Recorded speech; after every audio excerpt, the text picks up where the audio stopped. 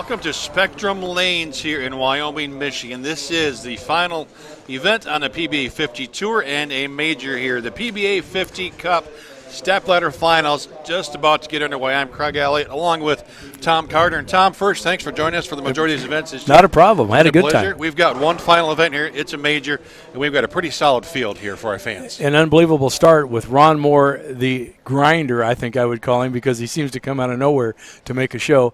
Bohn, Parker Bohn, obviously Hall of Famer in our first match. It's going to be incredible. Parker led the tournament and then kind of struggled today, but I think he's got a feel for the lanes tonight. Yeah, nobody felt sorry for him struggling today. He had such a big blockage and a big lead. But the opening match is going to be great. Parker and Ron Mohr. Amleto Monacelli, another Hall of Famer, waiting for that. Amleto played the lanes totally different than anybody else today. I think it's going to be kind of interesting on how the lanes break down if his shot holds up through the entire hour-and-a-half show. And how about this story? Eugene McCune, he bowled one event in Hammond and won it as a non-member. His second event here, and he qualified second. He could actually win two events as a non-member in his first two PBA50 stops. His second tournament, second show, could win a major and not be a major for him because he's as a non-member.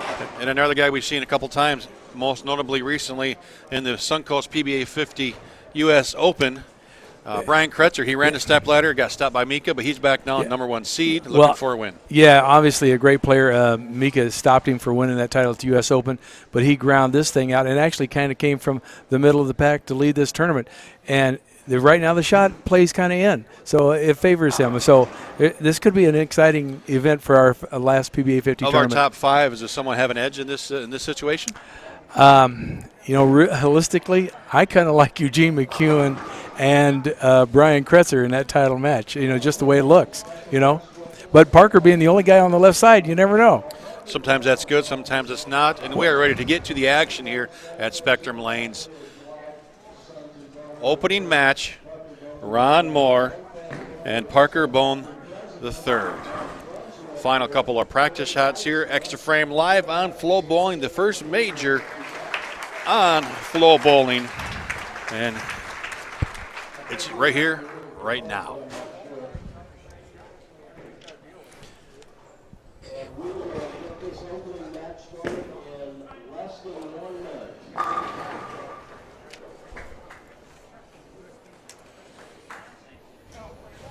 Of course, Ron Mohr we've seen, well, it seems like almost every week in the PBA50 stepladder over the last decade. He's 60, believe it or not. Well, yeah, he's a super senior, and it just seems like, I don't know why he qualifies. It's just pencil him in for the show because he ends up being on every show. A guy that's absolutely incredible as far as grinding out, where today it didn't look like he had really much of a shot, and all of a sudden he finds something and gets carried like that little practice shot right there, kind of a half pocket hit, and starts striking. And once he starts striking, he strikes a lot. Well, and we've seen several times, if Ron starts kicking out 10 pins, you're not going to beat him. Well, that's kind of been the key for him, right? He's got that roll stop look that nobody else has, kind of like what Amleto had back in the 90s, where his ball hooks up, faces the pocket, and just drives straight back, never keeps going left. And we always kind of like, man, we want to split the 8-9, but his doesn't ever seem to do that. It just pushes 10 pins back. And this pattern is quite, for lack of a better word, let's say challenging. Every pair that's in this a good word. Every pair in this place played a little bit different. The pattern broke down a little uniquely, and ball changes and using different balls on the lane were quite effective. Well, and we saw a lot through qualifying. This will be a little bit different this morning, especially on the fresh. The players broke them down quite a bit different. We saw some high scores early. Oh, out of the gate, the scores were huge. Claire was on fire. A little 800 to start, made a huge run. Then they got a little bit tougher. I would expect to see score-wise, I think here in practice where they broke them down should be decent. Well, I think this first game could be high scoring, and it could be just like what qualifying was today. They got tougher and tougher. They hooked earlier. The ball never finished. You left a lot of 10 pins. It was absolutely mind-boggling. Guys were, I know we only bowled 16 games today, but it felt like 32 for some guys. It did indeed. So Ron Mohr, 62 years old, from Las Vegas, Nevada, 10 PBA50 titles, multiple 50 Player of the Year, PBA60 Player of the Year, and more than likely going to be that again this year. Well, there's no doubt that he's going to be PBA 60 Player of the Year. The guy's just, he's an animal. He's playing around, 13, 14 at the arrows, out to 8 to the break point. And this morning they played farther right. They were way farther right and breaking the lanes down. But, he's got that slow hook. He likes to play them inside. I mean, if you get his A game, it's going to be incredible. So Parker coming with a little bit of surface here. A little bit of surface as in 360. That's a little bit, yes. Yes, that's a little bit. Yeah, Parker just whacked the living devil out of him in qualifying. And, early on in match play, he was up there because he had so many pins. But he was struggling in the beginning, just because the lanes were going through so much transition. What do you think contributed to that struggle? Any ideas? Well, I got some thoughts. The lanes were a lot different today than they were yesterday. And he was using a different ball, I think, trying to get a different shape. But the shape didn't work in the beginning, and he went back to what he was doing yesterday. 4-pin for Parker Bohn the third.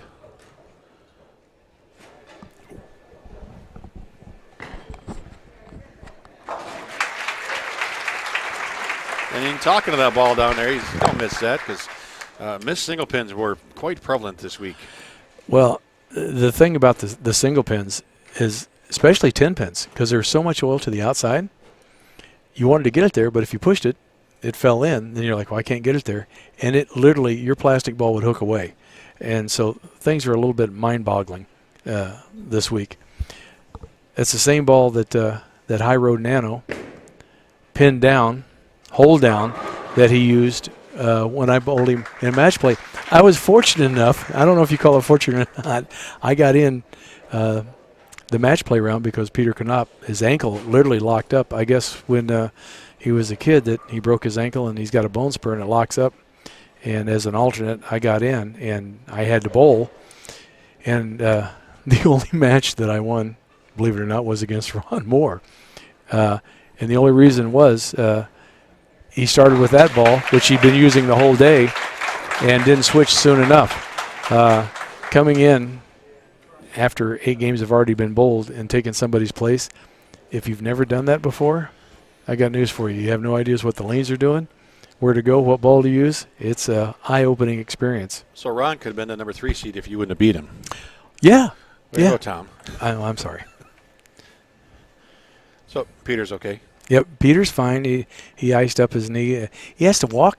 It's kind of funny. He has to walk kind of duck walking because his ankle doesn't want to bend.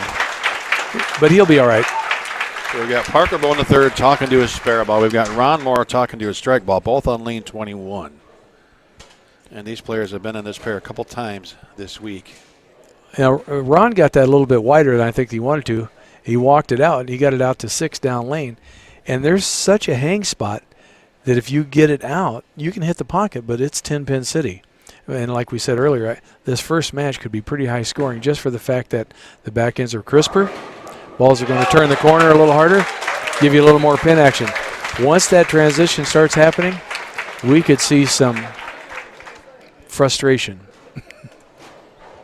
7 top 10s for Parker Bohn the third this year, 4 top 5s. With a third place at the Dave Small's Championship, looking for his 5th PBA50 title. Ron Mohr has a win this year in Brentwood. Could become the first second two-time champion on tour this year. Of course, Michael Haugen, our Player of the Year, won 2 events. This, speaking of Michael, he made obviously match play, but because he's a great bowler. But the straighter guys didn't have such a great look today. If you could soft hook it from the inside, you could get some pin carry. Parker pretty much firing it right over 10, out to 8, using a ball with a lot of surface, pin down, hold down, trying to get that ball to start up because he's got such great speed. If that ball doesn't start rolling soon, he never gets the shape up on the back end. Yeah, we're talking about Haugen. He went 8-7-1 in match play, which is a bit of a surprise. But how about Eugene McCune, 13-3? He won a lot of matches. He did. Made a big run at Ron Mohr, walking that one out. The light mixer. That's why he's always in the finals. You see those kind of trips that he just got? Not everybody got that kind of stuff. You'd hit him, but you didn't get that. It's just his unique ball roll. He's so up at the back of the ball, that light half mixer. And I don't know what he's got, but he's got the carry fairies. Because that guy can strike a lot. That could be a new term, carry fairy. I just thought of that. Trademarked by Tom Carter. Yeah. Anybody uses it sends Tom 25 cents every single time.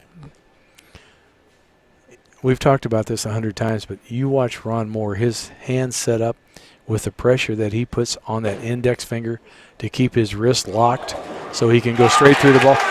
Talking about carry, there's a 7, 8, 10 that was actually standing. They were the last 3 pins to fall down. The guy is a magician. Him and David Copperfield could make tricks. And I guarantee you, when your opponent sees that, it gets in their head. Oh, absolutely. But I think Parker probably doesn't watch the player he's going against, does he? Some guys do, but not everyone does, because you don't want to watch that. Parker's got the most unique personality, I think, of anybody out here. He doesn't watch. I don't think it really bothers him if he watches or not. You know, whatever happens, happens. He's in control of his own destiny. He's the one that's got to throw the ball. 3-time Nagy Award winner.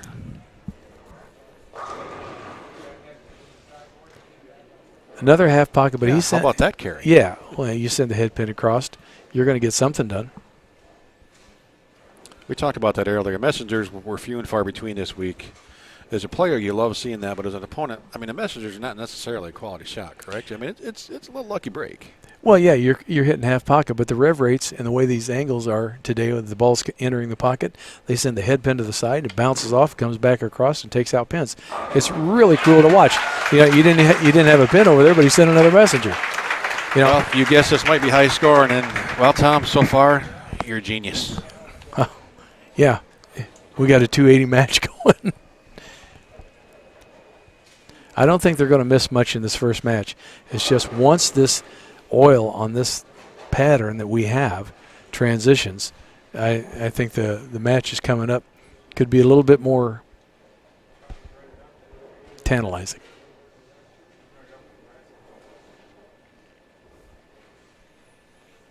So if you're Amleto Monacelli, what are you thinking watching the scoring pace right now? Is he like that or not? Realistically, wait a minute, that could go. I think he's expecting that because the scores were so high. You know, in each round the scores were pretty good the first game, and then match play today, the first game, the scores were pretty high.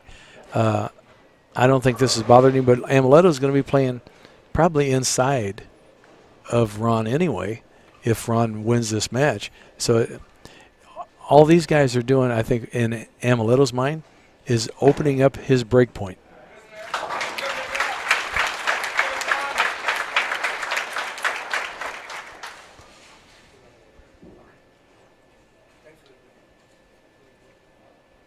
Parker taking the lead, kind of sitting on the bench.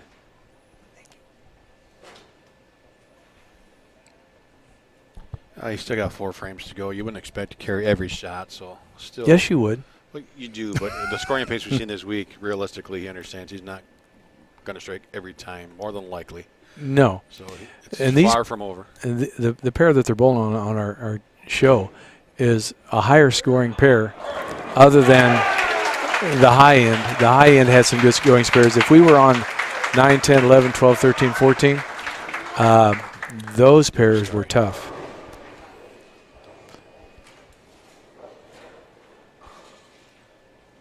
He got that.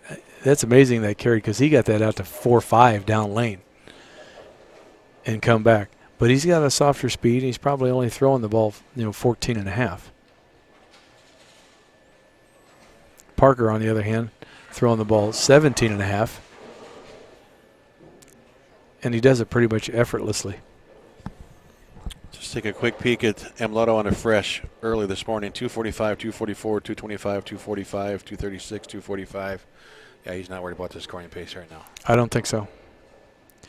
Well, when you're a Hall of Famer, I don't think you're worried about the scoring pace at all, because that's why you're a Hall of Famer. You created some of that scoring pace.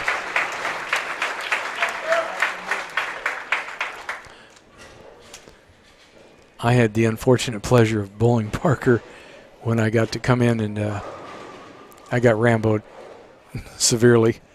And he threw it just like that with the same ball. Kind of really firm, right around 8-10, and actually took it to only like 7-8 down lane and just annihilated him.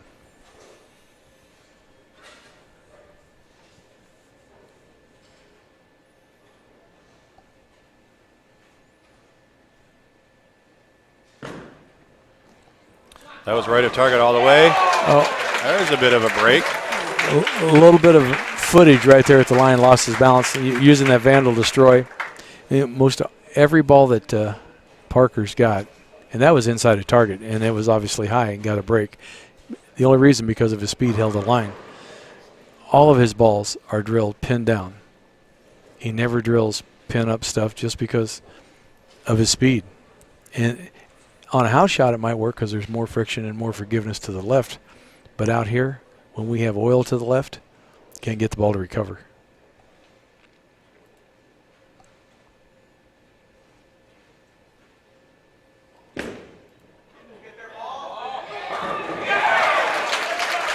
Well, if you go back and and we talk about Hall of Famers, great bowlers. I mean, if there's a guy that you want to throw one strike for win, I mean, Pete's the guy you're going to pick. If you got a guy that needs to spare for the win, Walter's your guy. But if you need a guy, just throw the high, hard one and throw one in there with speed. And it's Parker. I mean, that he's never going to give up the pocket. Yeah, that's his forte always. I mean, we got several guys out here that, who would you pick to throw the strike when you need one? I mean, you got Parker, you got Pete, I mean, Ron Mohr, Amleto. I mean, there's just so many guys out here that when it comes down to it, Norm Duke, Walter Ray, this is the Hall of Fame tour, for crying out loud. Ron Mohr, 2018 Hall of Fame inductee. Oh, man, couldn't get any help. So just the ultimate. There's that half pocket hit. If one of those fell, he's still in the match. Well, ball crosses 12-13, out to 5, comes back. We're talking about the oil transition. This is starting to happen. There were times in qualifying and even in match play that 5 games in or 5 frames in a game, you'd change balls to something totally more aggressive because all of a sudden your ball just skipped the pattern. And you're like, how can that be possible? But out here, things like that can happen.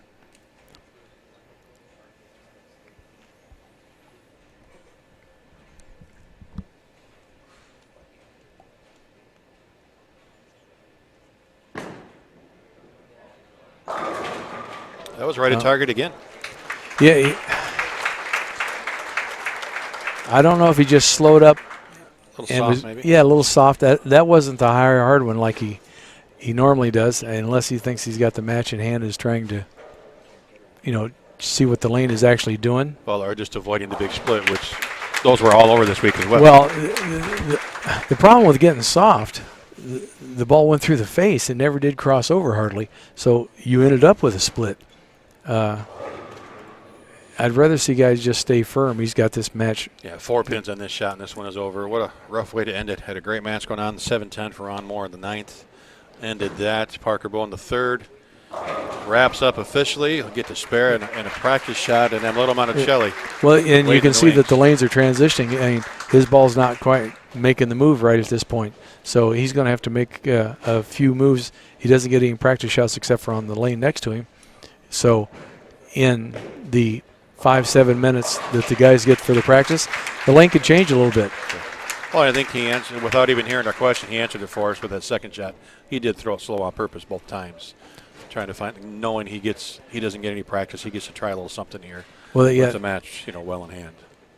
And that's what you got to do. You got to see, what your options are, because things are going to change. Oil moves around, and if you think something's going to stay the same all day long, it's not. Ron Mohr obviously having another great week on the show again. And we got one more tournament left down at Dave Small's place, the PBA50 in Fort Wayne coming up. Ron 62. So and Ron is going to be there. Stepladder, now just pencil him in and save him from qualifying? Yes, because he's going to be there. And we got a new 60-year-old, Brian Voss, just turned 60. So, and there's over 100 entries down there. So there's quite the talent to be had down there. Guys think just because these guys get old they can't bowl. I got news for you. You come out and bowl on this and see what you think. We got good news for you. You can watch it all live, Extra Frame on Flow Bowling. Ron's still having a great week. You know, he's going to shoot 215. Unfortunately, just a tough break there in the ninth with that 710. Well, and what we've seen for scores this week, I mean, if you say at the start, hey, you're going to shoot 2 teens, you like your chances of potentially winning with that score. I mean, well, yeah. What's the odds of that happening? It could be pretty good in a couple more games the way we're watching a breakdown. Yeah, watch it. Yeah, you know, the ball was labored all the way. Now Amleto coming in. He's going to get his practice shots the next match. It's going to be a little bit different. What a great crowd we have here. This is incredible. Yeah, fantastic crowd. Has been since 1993 since the tour was here at Spectrum, and all week long you can tell why they wanted us back. And we can see a great crowd there enjoying this Stepladder final, and a battle of a couple more Hall of Famers coming up next year. Amleto, Monacelli, and Parker Bohn III.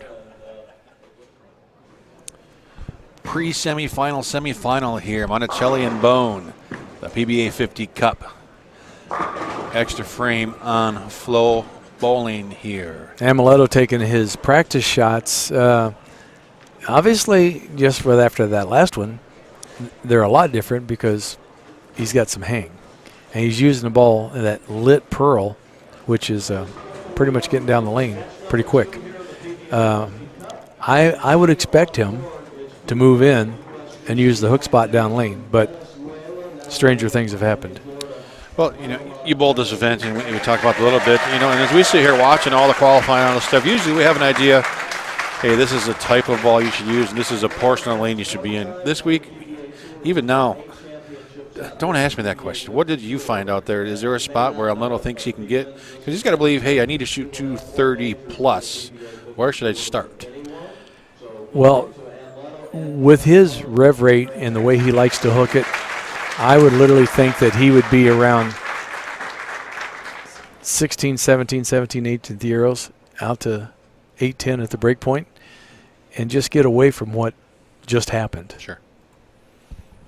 Well, Parker Bohn going to start.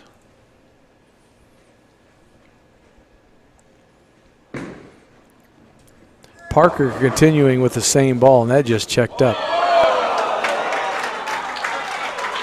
We missed it. And so did he. That ball comes in high right through the face. Oh, what a break that was. Well, why didn't something hit the 4-pin then if they were going to fall that much? Yeah, the 6. Something came back and hit the 10, which hit the 6. And now he has a single pin spare. And Amleto is probably saying something in Spanish right now that we can't understand. See.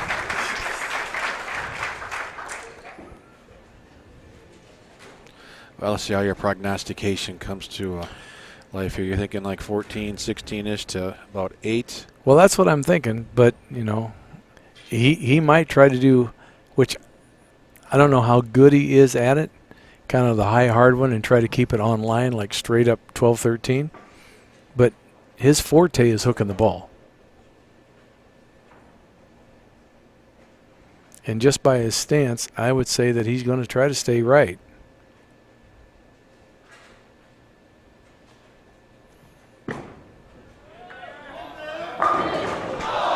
And he did. I missed my guess. Maybe he thinks something a little bit different, but I would think that he slid on 20, basically hit on 11 to 7. Yeah, and that's realistically uncharacteristic of what Amleto likes to do. And look at his, he said, "Wow." So what? Something he didn't like about that reaction? I mean, yeah, I think it might have hooked up a little bit stronger in the moment. I think guys tend to get, when you're warming up and you're loose and there's no pressure, you might throw it a little bit firmer. When you're making that first shot, tempo might be a little bit slower. Ball hooks a little bit more because you're going a little slower, and you get that, whoa, I didn't expect that to happen. But on this pattern, a mile-an-hour difference makes a huge difference on what happens in the back end. This pattern literally has no hold to it. If you start it up left, it goes left.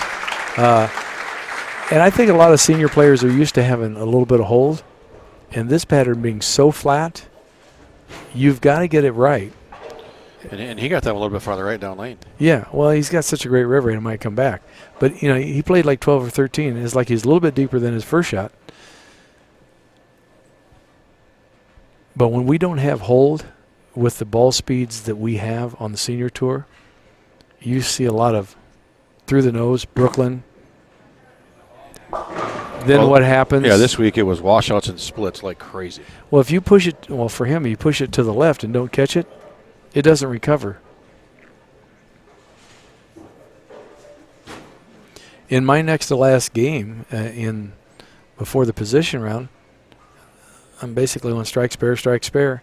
I hadn't changed a thing. I hit my target, the ball, it was on the right lane, and the ball just pushed, and I hit the 3-pin straight in the face. I went, what the heck happened there?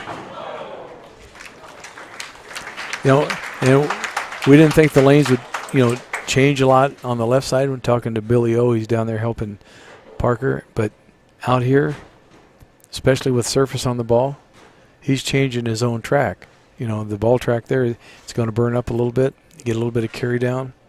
So he's got a choice. He can either move right a little bit and soften up, get it to hook, or he's going to move left and do what he does best, the high hard one.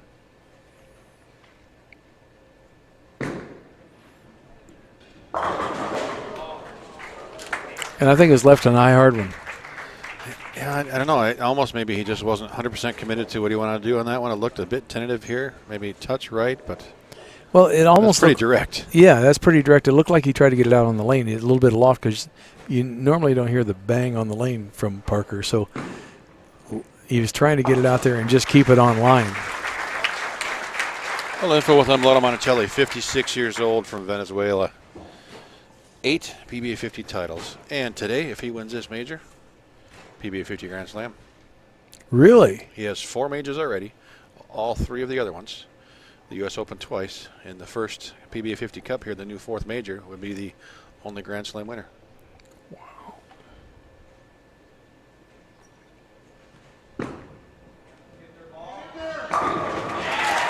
That guy is in such great physical shape, it's almost disgusting. It is disgusting. Between him and Ron Mohr, the exercise regimens those two have would make a 19-year-old blush. Yeah, Amleto jogging every day, Ron Mohr doing 19 zillion sit-ups and push-ups. I watched him warm up here earlier. He's got his foot up on the counter above his head, putting his head on his knee. And any other senior out here would be in traction at this point. I did that once, but I was ice skating, and it hurt a lot. You ever seen a little fat guy with his leg above his head? It's not a pretty sight.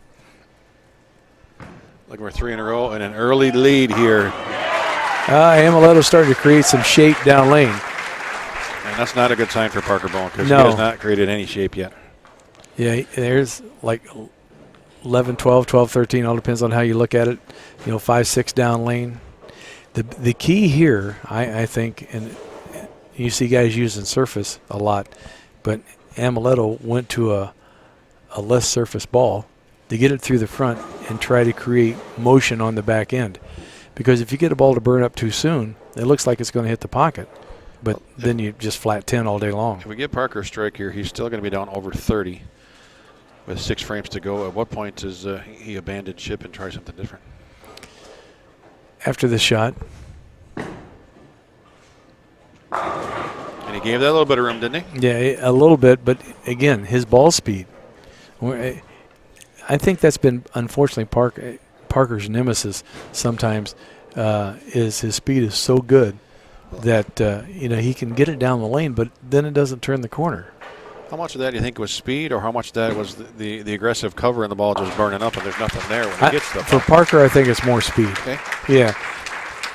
Just because he's got – if actually look at Parker Bohn, stand up next to him and look at him, he's got such long arms. He's got this long, fluid swing. It's just easy for him to generate speed. It's not like he has to work at it. Some of us, have to grunt and strain to try to throw it as, that hard. And his is just so fluid. And how about the Saturday that Parker Bohn had representing the bowling world in Times Square yesterday? Oh, that was Flying incredible. there, coming back, competing, dominating the squad yesterday afternoon. I don't know how. He flies all over to do benefits and seminars and this thing he did on TV for National Bowling Day, then get back here in time to bowl. He'd be wore out. And he's always got the same demeanor. He's always upbeat. He's always happy. He's always laughing. I think the average person would be just shot. It's pro's pro. 63 in the fourth. He's going to Right have to now do he's- something different. Either change balls, slow it up, arc it a little bit, but I don't think that's going to happen. He's going to move left and just try to jam it in there because that's what he was successful at in qualifying.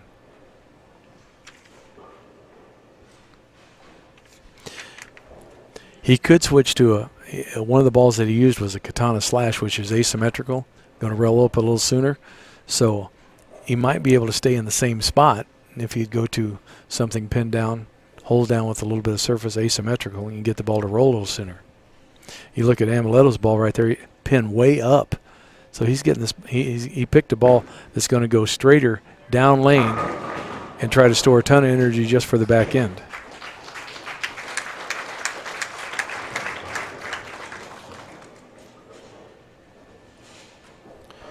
Well, 2:48 game on for Parker with a bunch of strikes, and yet to strike here in game two. Just a little bit of breathing room with Monacelli not striking there, but he's still got a ton of work to do. Gonna be down 36 with a spare conversion.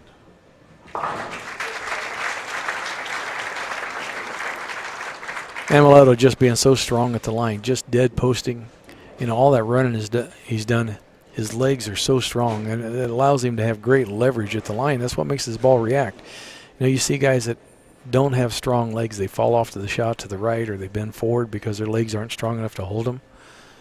And Amleto, Ron Mohr, Parker, these guys are just incredibly strong in their legs.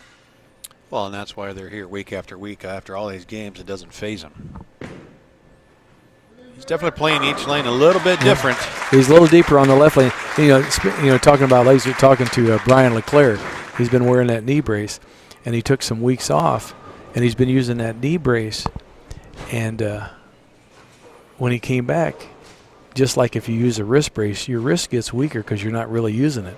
And so when he went to put that knee brace on after he'd been using it, he noticed the top strap was way over, and he had lost muscle in his leg, and it took him a couple weeks of working out to get his leg back strong enough to be out here this week. And he had a great week. Come up just a little bit short of the Stepladder.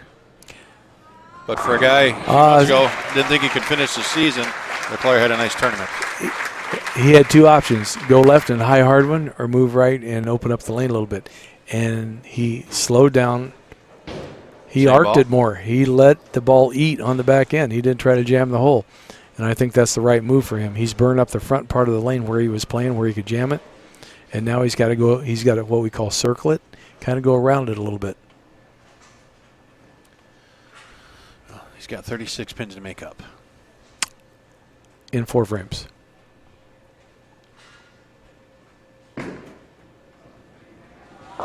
That wasn't anything like the shot on the right lane. He tugged that one from the get-go, and he knew it, and he didn't like it, and it's frustrating. You can see the frustration on his face. That ball hit like 12-13 and never went left at all.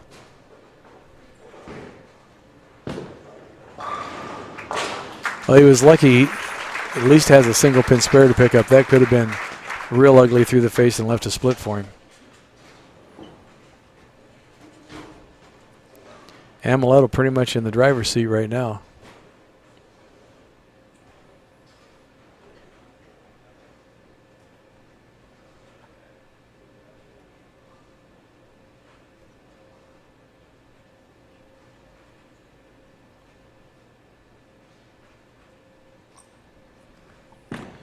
It got really quiet in here before that shot, and a little shaker 5.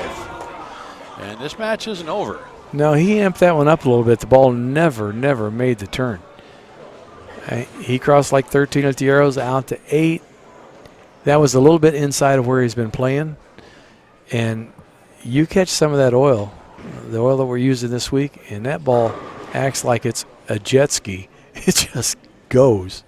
Well, Parker can still get 213. Monacelli pacing 219. And with the splits and washouts we've seen, picks that up with no problem. But the 5-pin wasn't easy this week. No, not at all. But there's nothing that Amleto can do here to play safe, right? With the disasters we've seen. No, when you miss a board one way or the other, you don't know what you're going to leave. The worst thing that he could do is change his ball speed, because me being a slower player, and obviously my speed's not as consistent as I'd love it to be, but if I got a little fast or I got a little slow, my ball reaction changed drastically. And as many revs that Amleto puts on it, if he gets a little bit slow, that ball's going to check and go right through the face. You can't play safe. You got to stay aggressive every shot. And that was aggressive. That was a quality shot on Monacelli. 159 in the 7th. Going at a 249 pace if he gets strikeout. Well, a couple shots on that, 3 shots actually on the left lane. He has not strike. He's only 1 for 4 on that left lane. Dead posted that shot. That's what the greats do. They sit there and they stare that ball down until the ball hits the pins. You don't see your average bowler do that. They're pretty much back to the set tee before the ball gets to the pins. Well, if Parker wants any chance of winning this, he just needs to strike out. Well, he's got to strike out. He's got to put some pressure on Amleto, and then hopes that Amleto's wheels fall off. Actually, Monacelli's only struck 1 time in the right lane. Correct myself from that last statement there. Parker with a ball switch, I believe. Really? Yeah, I think he went to the cutting edge hybrid. He did. It's gutsy move here, huh? A little stronger ball that he could it'll give him a little bit more on the back end. He can send it left and it should come back, which it did, but there's that speed again. Yeah, you can see in that replay that ball kind of wiggled in the middle of the lane there and just ran out of juice when it got to the pocket. Well, the best he can shoot now is 193, and Amleto's just got to show up for the next 2 frames. Just need to fill frames. What we've seen this week, that is easier said than done. Well, that's an understatement. It was really easy to shoot 180, 190 all day long if you didn't figure out a way to strike. That didn't happen a whole lot. No, not at all. No. He's got a little something to say to that, too. He's still talking to it. How about this pin action? Watch his head pin come screaming across. Just slapped it out. That is one thing that didn't happen at all.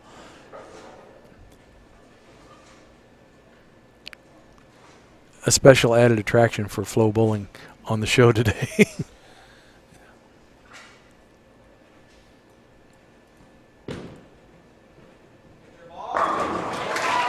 Well, Amleto Monacelli is going to advance, and pretty handily. That kind of sent a little message there. Yeah, I'm ready. Here it is. I got a nice ball game. He's in the 220s, 30s, possible 240. Yeah, well, now we got another guy coming up that's going to be playing the same part of the lane that he's playing with, Eugene McCune, with a higher rev rate.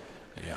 And lanes could go into huge transition. Well, I mean, think about how fast we're seeing Parker's side change, and he's the only guy there. With his medium rev rate, you got Eugene coming in. He's got a well above average rev rate. Oh, he's going to change his pattern. Yeah, he could burn it up easily. If you talk about a guy that can throw it firm. Oh, he can throw it 100. Rocket Man. They call him that for a reason. Yeah. Tall, lanky, young guy. Young was young to us. He's 50.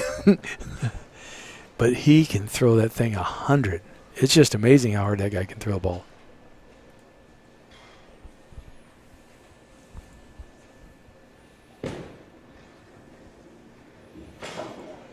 That's just Amleto trying something different. I'm sure the whole crowd understood what he was doing there. He wasn't trying to make it different ball, just seeing what the shape was.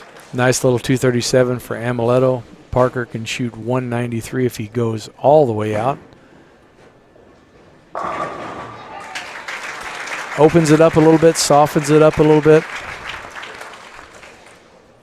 I just think on the senior tour, he's got to get used to doing that a little more so that his ball reads these patterns.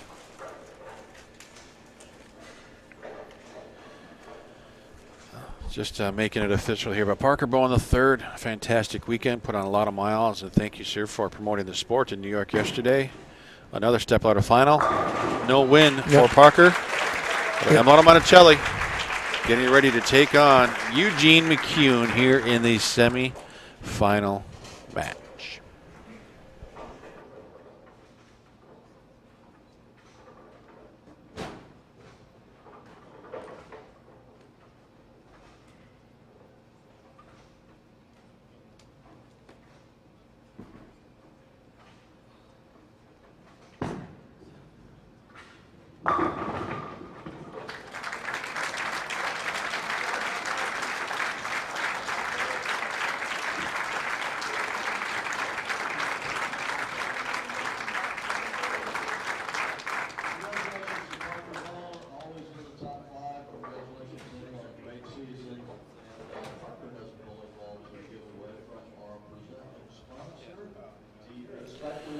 Well, this is a pretty interesting match here. Amleto Monacelli, Eugene McCune, and Eugene can do something, I mean, unprecedented. Second event, and he can win them both. As a non-member, you know, he's a member. He's 3 PBA titles. Hasn't been a member for a while. Just turned 50. Then spent a lot of time with his son in baseball and school. And now back out here, bowled a couple events, and he could win. He could be 100% 2 for 2. He could, well, he's definitely 2 for 2, as far as making the show. He could be 2 for 2 for titles, which is going to be amazing. But he could have a major title and not have a title.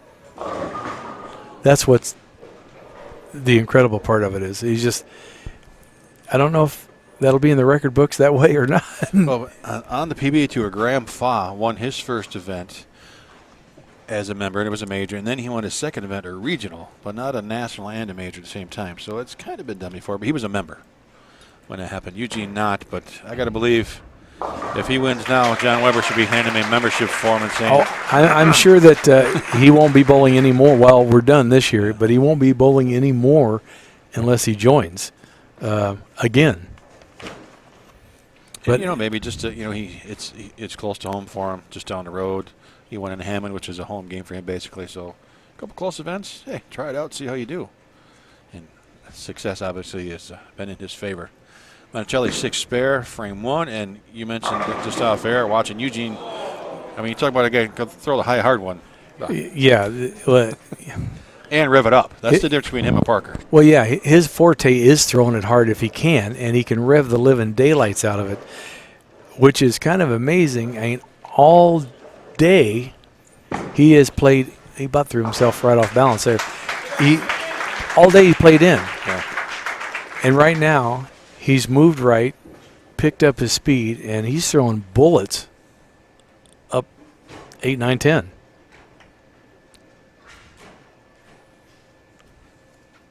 He won his first title here in 2002. He's familiar with his center, so maybe he knows something that we don't know. That's why he moved right and is playing hard and straight.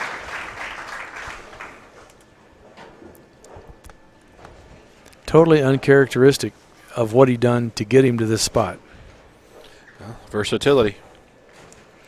Well, that's the thing that we say. If you're going to come out here and try the tour, you better be adaptable. Of playing a lot of different lines, a lot of different speeds, loft, no loft, hand positions. You better have some tricks. And great shot by Amleto. He's doing what he did, opening up the lane a little bit, arcing it. So we're going to see 2 totally different styles here for this match.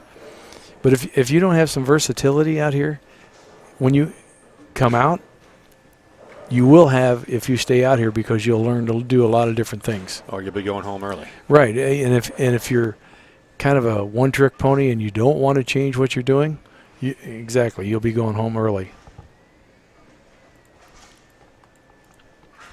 I got two of my good friends that came out doing this swing, the Midwest swing, one from Green Bay and one from Arizona. And the one guy's got great speed, but he's used to playing way right and kind of piping it to the head pin. And this was a no re-oil tournament, so when he was on B squad, there was no shot outside. You had to be inside, literally 5th and 6th arrow. And he goes, I've never done this in my life. I don't even know what to do, And you don't learn that at home. You got to be out here to do it. Even if you went home and practice it, the lanes don't break down the same way as they do out here. Great reaction. Metal staring it down, the wobbly 8-pin.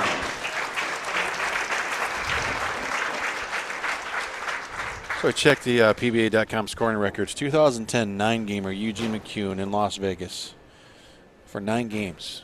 He averaged 274.2.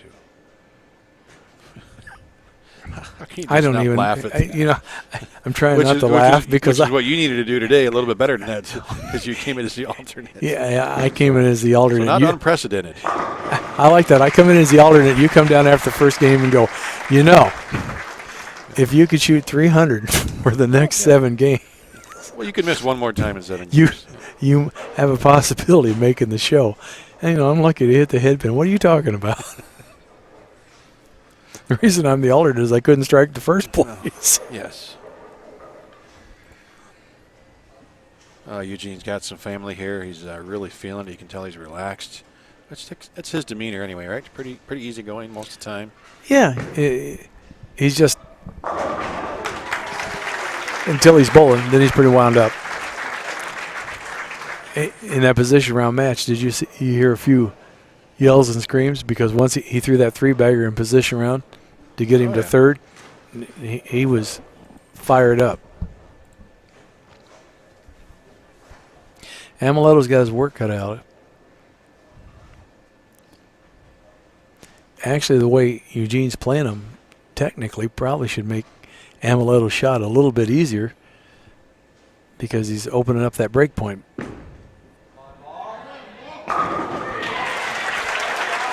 So far, so good. So look at these numbers. Eugene's got another scoring record, the 14-gamer. 05 in El Paso, he averaged 260 for 14 games. So he knows how to strike, and he's showing us right now. We talked about it when we were in Hammond, and he was on the show and won. That I remember him pulling the grips out of a ball, throwing it over the left gutter so it didn't hook so much, so he pulled the grips out of it to shoot 279. He knows how to play the entire lane. I don't care if it's the one board on the right side, clear to the one board on the left side. Monacelli can't get to 10 to fall. I can give you a quick McCune story there as Amleto attempts his 10-pin. We saw Walter going two-handed today. So I went down and adjusted the camera. Eugene was going to bowl Walter. I said, Eugene, hey, you got to bowl two-handed and make it fair this game. Just joking with him. Eugene says, I can't do two-handed. He said, but one time I was practicing with a customer and he wanted me to throw his ball and it couldn't fit, so he said I palmed it and shot 300 palming the ball. Maybe we'll see that. But that's when you know you just got too much talent. Yes. And he comes from a bowling family. Don McCune, the soaker. I think he was the guy that changed the whole industry, made the balls hook. That is the only problem with throwing heat outside. If you miss right, there is conditioner out there, and your ball will not read it. You see right at the rangefinders there, that ball started to pick up and then just wiggled, and that was it. And, blowing past the break point with that speed is when you throw it that hard, he's got hard to do. He's got the 2/8 there. He needs to feel pretty lucky that he doesn't have the 10 with it.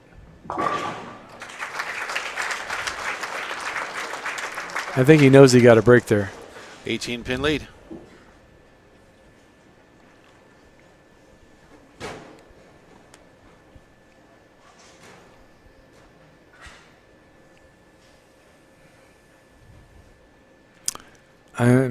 I guess I'm still befuddled to a little bit that he hasn't gone in, and because everybody from the get-go on all the squads, and then this morning opened up the lane. And now we got the guys playing the lanes really, really tight. Well, I wouldn't be surprised if he gets past this match that he does bump in against Kretzer. Because he's going to, I mean, with his rev rate speed, he's burning up a little spot here, too. That looked like it might have been a little bit farther right, but he started it up, walked it out. He's playing a totally different line, and that's the line that they started playing this morning on the fresh. Everybody was out that far, but that didn't last long. That burned up pretty much in a game and a half, and then everybody pole vaulted to the left and started playing around third or left of third arrow. And we see Monacelli score here. Remember the last match he had trouble striking on the right lane. Now he's having trouble striking on the left lane. And that's because the lanes change so much so fast. It wouldn't surprise me if they even change balls, because on the left lane start throwing two different balls if the ball doesn't start picking up the right way.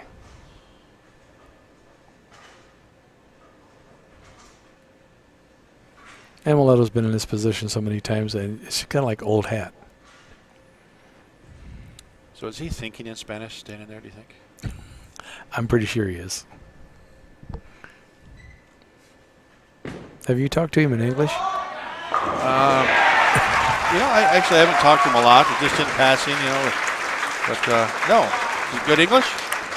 Yeah, it's pretty good. It's kind of like Peter Knott from Germany. And he's got a good English. So he needs to practice. But then there's some words that, it's kind of like they're looking for the right word to say. We all go through that quite a bit. Well, we've got so many different slang words and terminology that I don't think some of the other languages do. So they're looking for the right thing to say. But how about the senior tour now? And Eugene got slow and through the face. Well, on the PBA tour with the World Series, we're seeing a lot of international players. Oh my! We're seeing here now. You got Sabelin, you got Monacelli. You got how Peter good does Knott. he throw it? Pretty good. Oh yes, my Lord! Good. Well, he's been on the national team for 31 years, so he's got some experience. That guy throws it unbelievable. This is what amazes me about Eugene. When he throws it hard, it's like he shotguns it off his hand. He never really extends like a lot of guys do to throw it hard. But no follow-through. No, there's zero follow-through. And his first shot ended up the same way. He kind of shot it off his hand quick. It looked like, boom, right there. He just kind of shot it off, and then the ball checked up early. He didn't really get through it. Little things that change can make big differences on the lane. Well, more than likely, he's going to get up in the 9th to 10th frame behind in the match, for the first time here this evening. Well, Amleto could put a hurting to him if he throws this next double. We have a four-bagger. Used to be a ham bone. Will be again. It will be again. Still is.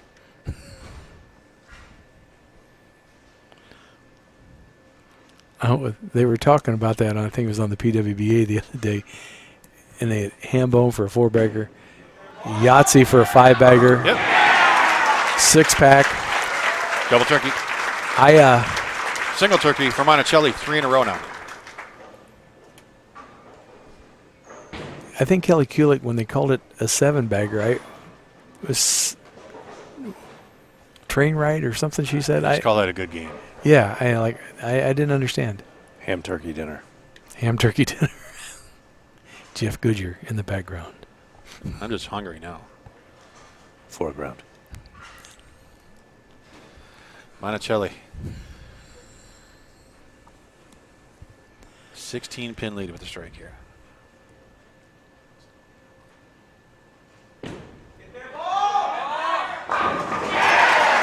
Amleto has definitely done what the whole field done today. They moved in to that zone around third arrow and bumping it to the track, and that's where the great carry was.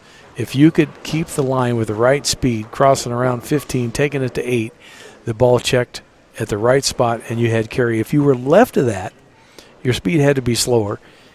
Hopefully it turned the corner, and then hopefully you carried out the 10. Oh, with the mark, Amelo's in the 220s with the spare next shot, but Eugene can get to 234. So he's in 3 here to put any pressure pressure on Amleto.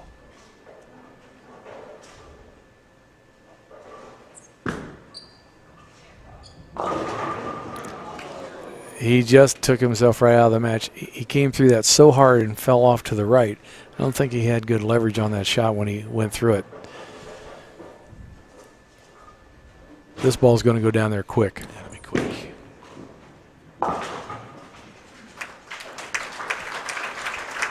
It wouldn't have surprised me if he'd have bounced that out. As he threw it, he fell off to the right. See, at the rangefinder again, that ball just skated. Yeah. Just went dead straight. Well, you can't overthrow it on this pattern, and Ameleto's got the right speed going on right now. Well, and regardless of speed, fast or slow, at some point on the lane, you have to get the ball to slow down to make it face up and turn properly. A ball can't hook unless it slows down. It's kind of like tires on ice. You know, there's no traction until you go slow enough to it actually can grab. And off your hand, the ball goes so fast that it's not really grabbing the lane. And then when it finally slows down, it makes that move to the left. And throwing the ball hard is not always the right thing to do, you know. Granted, yeah, you can hold a line, but if you throw it through the break point, the ball won't face up and go through the pins the right way. It's not going to be the last time you see Eugene McCune. He's 2 for 2 on making shows.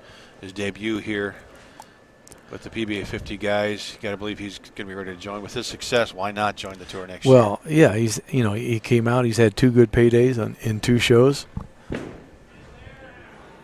But Amleto Monacelli, Hall of Famer, is getting ready to take on Brian Kretzer from Dayton, Ohio. Kretzer in his second major championship match this summer.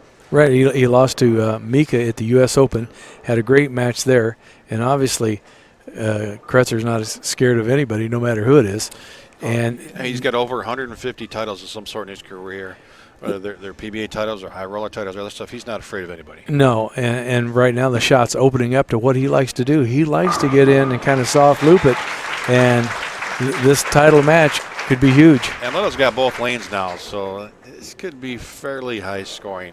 Well, I believe Brian's going to come in and has 8 shots. Depending on the ball that he uses for those 8 shots, he could change that pattern just a little bit in the front part of the lane, which could take care of Ameleto's carry. Now, I don't know if he's going to play offense or defense, but that's my question before we get ready to set this match up. If you're Brian Kretzer, do you play a little defense in this practice? Well, in bowling, there never really used to be, but with the balls that we have today and the surfaces, yeah, you can play some defense, kind of try to take care of his shot because you know you're going to do something different. Because one thing we've seen from Kretzer on the 50 tour is he can get right. I mean, on a regular tour, we saw him for years just get left and wheeling. No, he can play right. He's been doing it a lot. Right, he can play right, he can play left. I just don't think right's the right place to go right now because it's too touchy of an out of bounds. Well, in a few minutes we're going to find out because we're going to have championship match here, PBA 50 Cup, presented by DV8. Brian Kretzer, Amleto Monacelli.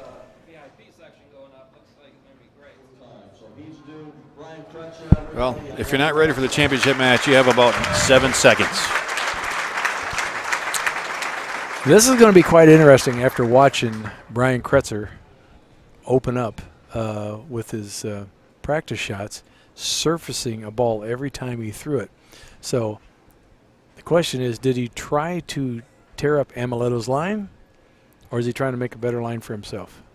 And maybe the answer is both simultaneously. We'll find out when we see his first shot after Amleto starts the match. Yeah. Amleto looks like he might have moved in just a pinch, but basically throwing the same line. So now he understands the chess game as well. Oh, yeah. He knows it's going to happen. Now, either Brian tried to burn up his line so he can move inside of that, or he's just trying to duplicate what Ameleto's doing. And there's basically only 2 options here. So he was taking that intense fire, which he's throwing again, and he was surfacing that every shot that he threw it in practice.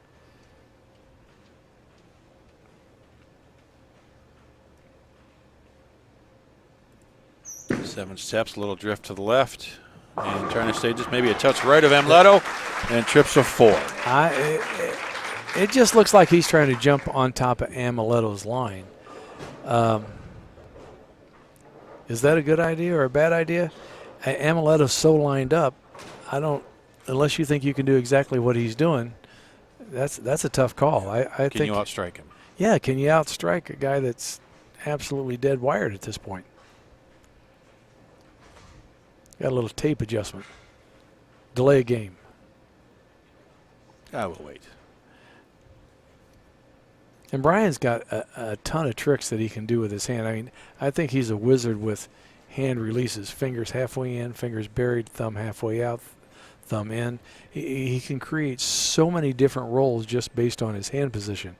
So he could be tricking his hand just a little bit to try to stay on top of Amleto. Obviously, Amleto's got a great shot to the pocket, and his carry is fantastic. So if you can trick your hand to stay there somewhere so you get that same kind of carry, then it's just a matter of who strikes more. Well, Kretzer's having a good year. A couple third places already this year, a second place, and now again he's going to finish no worse than second here. So he's been in this position in championship matches, Stepladder finals. You know, this is at least the fourth time here this season. Oh, yeah. Undoubtedly so. It's an incredible year for him. He's making shows like he's going to lunch. It's just easy for him. He's figured out the patterns. He knows where he wants to play, and he never gets psyched out, never gets pressured. And Amleto's not really pressured at this point either. This could be the highest scoring match we have, which I have to eat my words. I thought the scores were going to be going down as the match went on, just for the fact that they'd be tearing up the lane a little bit more.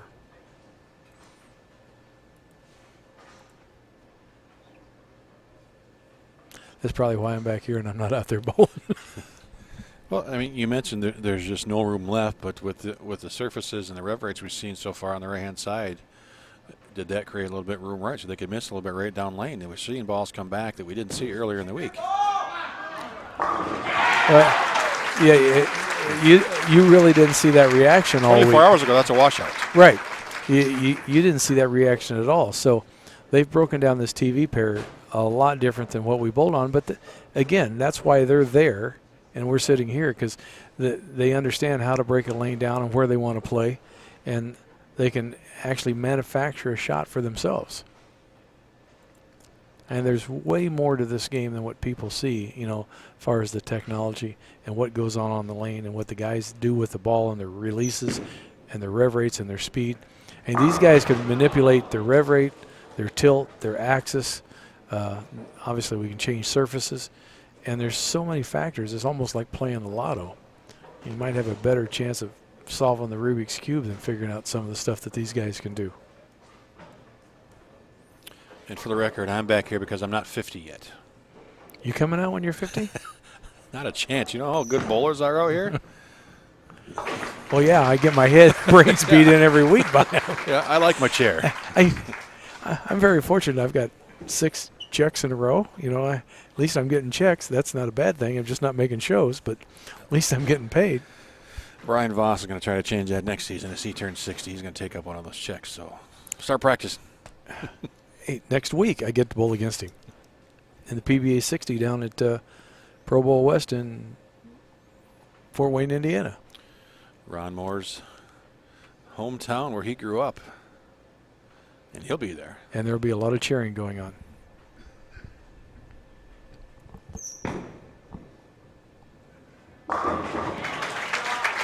Brian not totally solid on that shot, but got away with it. Holding the line, he's shaking his head going, I don't know what's going on with the approach. He's had some sticking issues today. We saw it earlier, I think, on 23 and 4, where he's stuck a couple times, and you know, he lost a match, back-to-back splits. You know, good for him that he struck, but you know, when you fall off a shot and you throw it, can you repeat that? You know, that's the thing about it. Yeah, you got to break, but repeatability is what makes guys like Amleto and Norm Duke, they're dead rock solid at the line. Well, that and he learned nothing from that shot either. There's nothing to take from that shot because he just because you don't know what really happened. Yeah, Muddle's got both lanes now, and you can't count on him to miss and help. Yeah, he's starting to walk out shots, and you know the way Amleto's bowling right now, it wouldn't surprise me to see a whole bunch of strike clear to the 10th.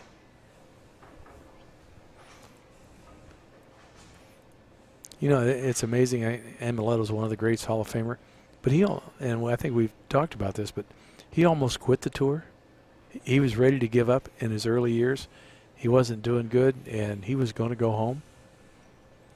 And on some of his jerseys, he had this zero, Z-E-R-O at the bottom. I guess it's an artist from where he's from, music-wise, and there was a song that just got to him. And the words of the song basically were about not giving up. And he thought, well, I'll give it one more shot. The song inspired him, and that's the Amleto you see today. Well, and he proved a lot of people wrong when he came out. People told him, you can't do that. You can't throw the ball like that, right? That's not how you throw the ball. Right. Well, you can't do that. You can't make your elbow do what he does. You can't snap your wrist like that. That's Guess what? it's all foreign, and you're only going to last a couple of years. You might break an elbow. You're never going to last. You're going to hurt yourself. Where are those people now? Not bowling. Right. He's still bowling.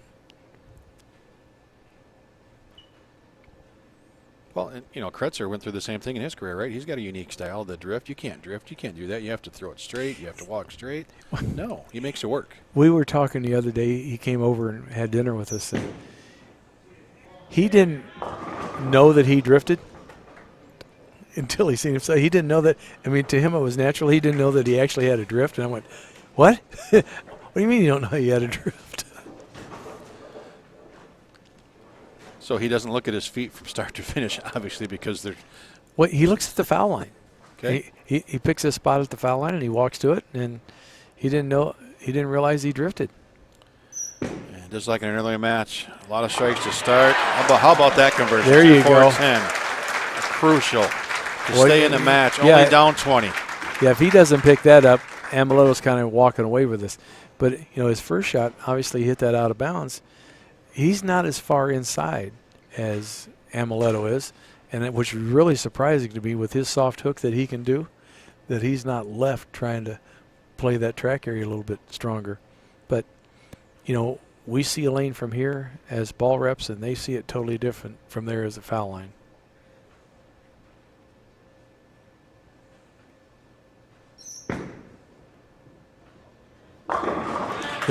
And if you watch Brian, he's way more direct. He's crossing like 11, 12, 12, 13 as the arrows. He's piping it down the lane, crossing right over 10. So he's playing pretty – that's about as down and in as you can get. And Ameleto's opening up the lane. He's creating better angle entry.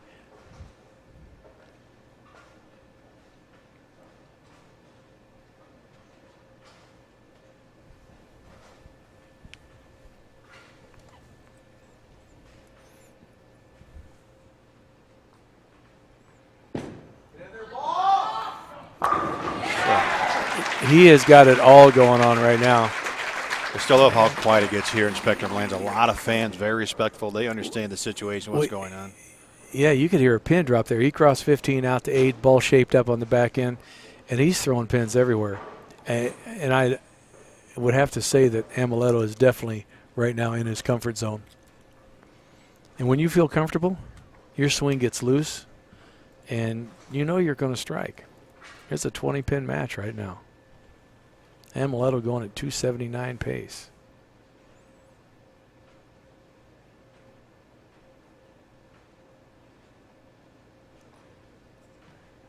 And he's stuck with the same ball the whole time, all these matches. Yeah. There's some emotion. Which is really kind of amazing when in qualifying, and this is how different these lanes are compared to what we bowled on. In qualifying, he had a list of balls that he used, 1, 2, 3, 4, 5 different balls. And now he's down to one that he's using this whole show. He used 5 different ones today over 16 games. And Kretzer knows now he just can't miss. He can't give Amleto any more rope here because he's just taking every little inch. Well, you got to know that he's dead lined up, and he got the biggest gift. Christmas came early right there.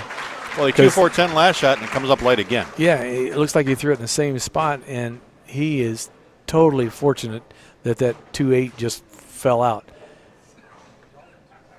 That ball never wanted to change directions down lane. But you got to believe the danger now for him when he gets up on that lane in the ninth frame. He goes light. You make a move, you go through the face. Well, yeah, and the ninth frame being your foundation frame, if you don't strike that frame, you lose tons of pins, and he's going to need every pin he's got as lined up as Amleto is at this point. Brian with that 7-step approach, which used to be like 13 steps. All right. Very uncharacteristic of Brian. It just seems like he's getting to the line a little quick and falling off the shot. Doesn't look comfortable. No, not at all.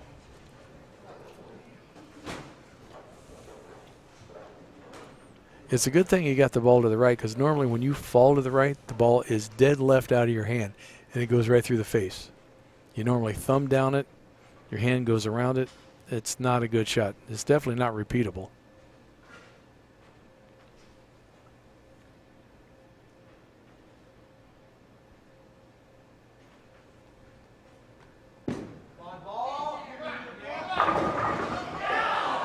Oh, he was walking that out. He thought that was good. Ball just didn't quite make the turn on the back end. We got a match. Well, that opens up the door for Kretzer a little bit. That was left of 15 at the arrows, so it never got really out to the friction, the break point to turn the corner. So, you know, a half 10 should be as easy spare.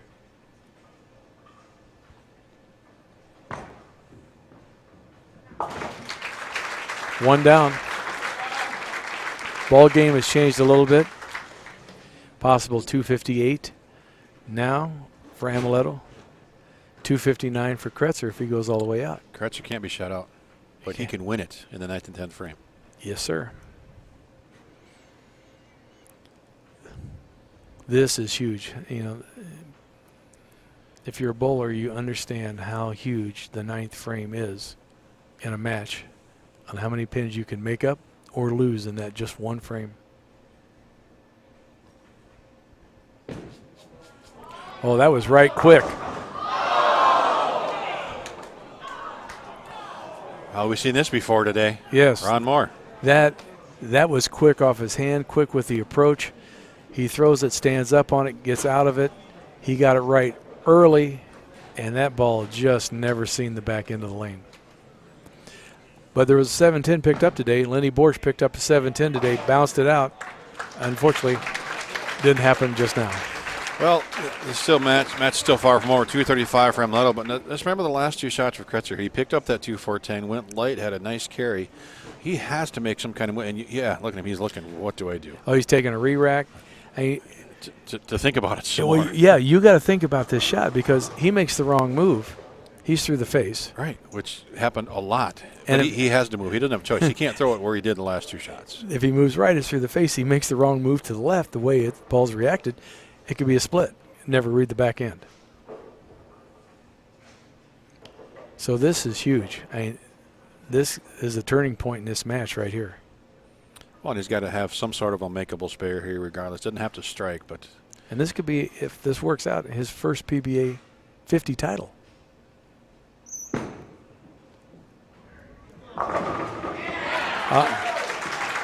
Obviously, he made the right adjustment. It didn't look pretty going down the lane. No, not at all. And he wasn't too confident walking that one out either. But it was effective. Yeah, he got through it. He a little bit of head tilt. He got like, I hope it, and it did. That's the don't give the pocket away, wash out defense. If it goes a little high, fine. I sent it right, and a good break.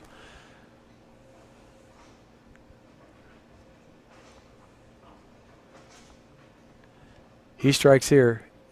Match, set, game. It's all over.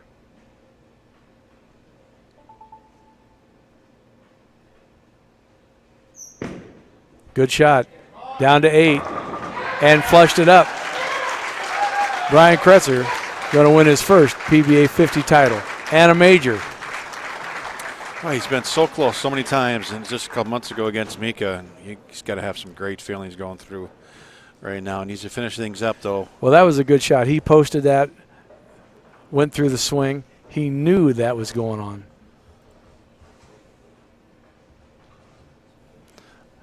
A little bit intense after that shot right there. Excitement. Can't blame him. Oh, he's just going to take it to the bank now, shooting 250. Amleto opened that door with that 7-10 in the ninth, which was totally unexpected. Well, congratulations to Brian Kretzer for winning his first PBA 50 title, it being a major. .259. Beautiful finish.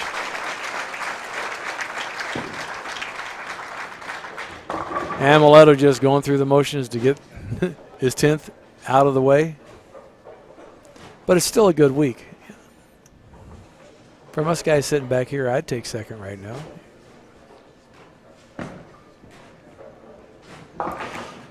Easy spare, one more shot for Amleto.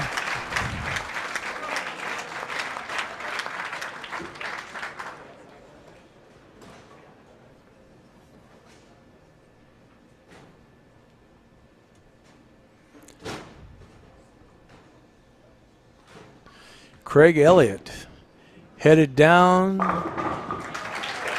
lane side. Be coming up with an interview with Brian Kretzer on Flow Bowling.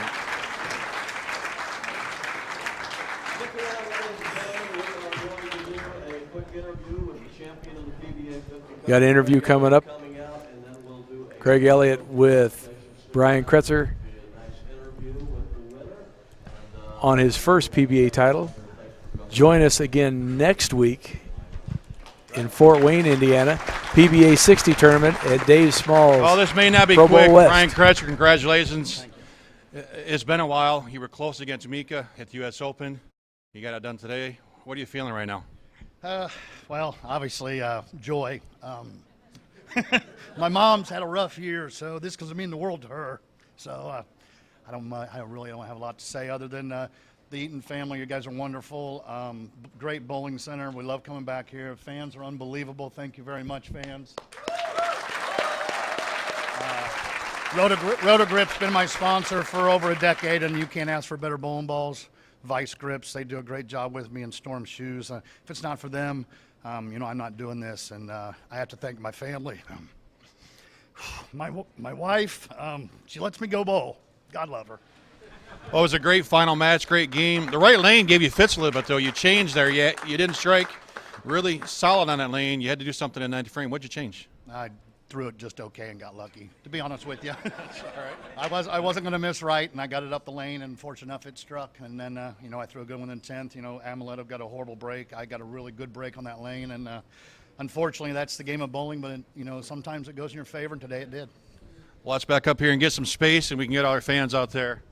A little better view. We have the Eatons. Where are they at? They've got a check and a trophy for you. Come on out, Mike Jr., Mike Sr., come on out. And as all the players said, it's been a while since we've been here at Spectrum Lane, so thank you for having us back.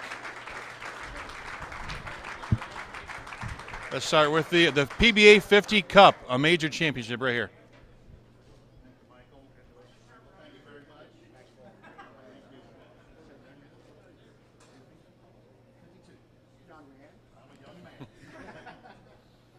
I do have a quick story for all the fans. Last year, I started my own regional, PBA50 regional, and Michael's been one of my great friends, and he ran a wonderful bowling center in Cincinnati. I called him and said, Michael, would you like to have a PBA50 regional right before mine to help the bowlers come in and bowl?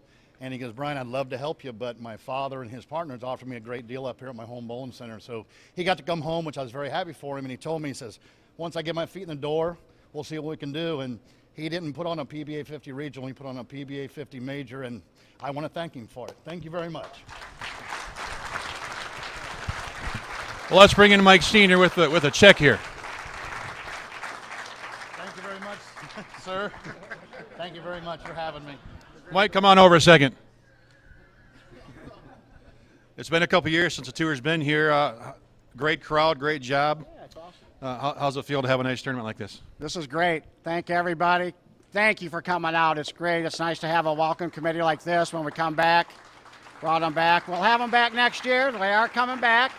I talked to John earlier today. We did commit to having them back next year again during this same week. So join us, come out again, and have fun with us. Thank you very much, everybody. All right, thank you to all the fans. Brian Kretzer, your inaugural PBA 50 Cup Championship, his first win and a major. Congratulations, Brian.